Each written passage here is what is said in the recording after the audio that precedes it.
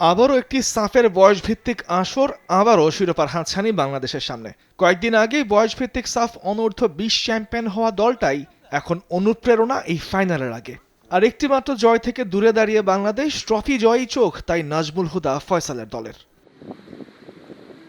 প্রতিপক্ষ চিরচেনা ভারত, যাদের সাথে আসরের প্রথম ম্যাচটা হেরেই শুরু করেছিল লাল সবুজের প্রতিনিধিরা।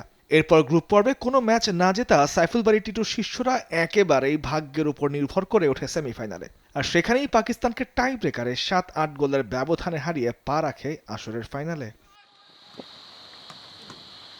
এখন শুধু ট্রফির লড়াই। এই ম্যাচটিকে সামনে রেখে ভেন্যু চাংলি মিথান স্টেডিয়ামে ঘাম ঝরিয়েছে ফুটবলাররা। ভারত কঠিন প্রতিপক্ষ হলেও ম্যাচটি জিতে শিরোপা জিততে চান বাংলাদেশের কোচ। আমার প্লেয়াররা কতটুকু কাম অ্যান্ড কম্পোজ করতে পারছে ওইটার উপর ডিপেন্ড করবে, এবং এটা হলে আমাদের জন্য আমাদের হয়তো আমরা সর্বোচ্চ চেষ্টা করতে পারবো। মেনলি হচ্ছে এই টিমটা গতবার এখানে আন্ডার 16 খেলছিল, ওই অনুযায়ী আমরা ওদের নিয়ে অ্যানালাইজও করছি। তো ওই টিমের ম্যাক্সিমাম প্লেয়ারই আছে এখানে।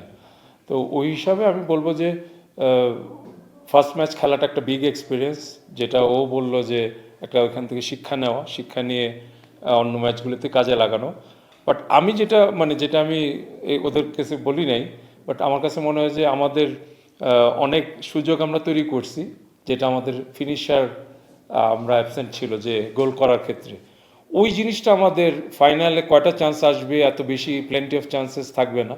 ওই অনুযায়ী আমি মনে করি যে যেটাই আসবে এটা কাজে লাগাইলে তাহলে আমাদের জন্য ভালো হবে। আর একটা ম্যাচ যেহেতু ওদের সাথে খেলেছি, আমাদের উচিত পরের ম্যাচটা আরও ভালো করার চেষ্টা। অন্যদিকে বাংলাদেশকে ছাড় দিতে নারাজ ভারতের কোচ আশফাক আহমেদ। খেলতে চান নিজেদের সেরা ফুটবলটাই। কিভাবে আসর শুরু করেছি সেটা অতীত এখন। ফাইনাল ম্যাচে সবসময় চাপ থাকে, আর বাংলাদেশও ভালো খেলে এখানে এসেছে। সুন্দর একটা ম্যাচের জন্য আমরা অপেক্ষা করছি। শিরোপার জন্য আমরা মাঠে নামবো।